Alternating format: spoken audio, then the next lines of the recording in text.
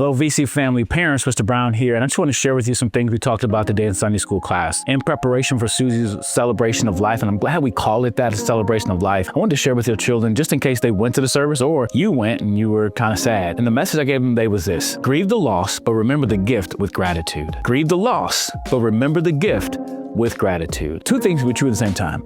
We can grieve, but also remember the gift of Susie's life. And I gave him the story of a kid named Josiah who played on the soccer team. He was so excited. It was his first year of soccer, but his team lost every single game.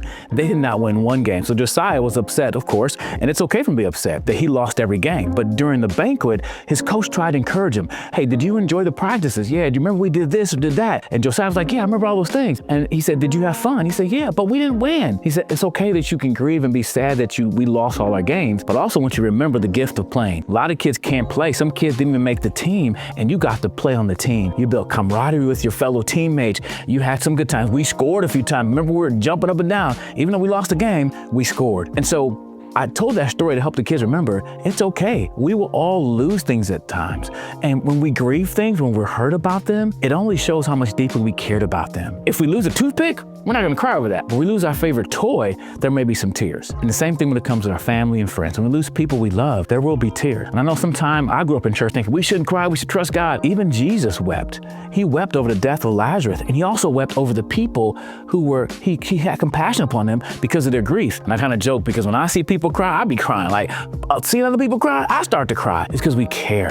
And because we cared about Susie's life, we care about RJ, the family, we care about this church, we're gonna grieve. But we can grieve the loss and remember the gift with gratitude. Susie was a gift to our family, a gift to our church, a gift to our community. And we will remember that gift that God allowed her to be in our lives. And for me personally, last few times I saw Susie was one, she was hitting the back of a baby doll, teaching us how to do CPR to help a kid not choke, a baby not choke. So she did the CPR training for all of us here. And that helps our kids, our church community, to be prepared for things that go wrong. So I really appreciate that. Another time I was at their house for a birthday party they hosted for a kid. They were willing to open up their home to birthday parties, a pool party. And I remember going into the house, use the bathroom with my son, and she was in there watching the Chiefs game, cooking. And we talked about the Chiefs and how bad they were doing this year. And one of the last times I saw her was a Sunday here, and she was helping somebody who showed them this defibrillator. She was showing them how it works, and just that she gave her life in service of others. And so yes, we're going to grieve. There will be lots and lots of tears. I remind the kids, you can cry because something's gone,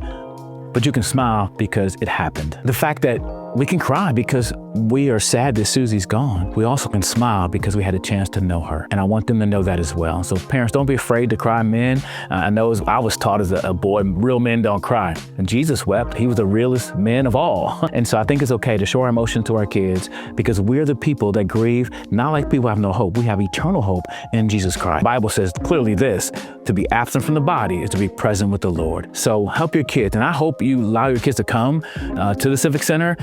You judge whether you think they're old enough, but I think it's okay for kids to be sad and see other people sad and learn how to grieve. Remember, we can grieve the loss, but remember the gift with gratitude.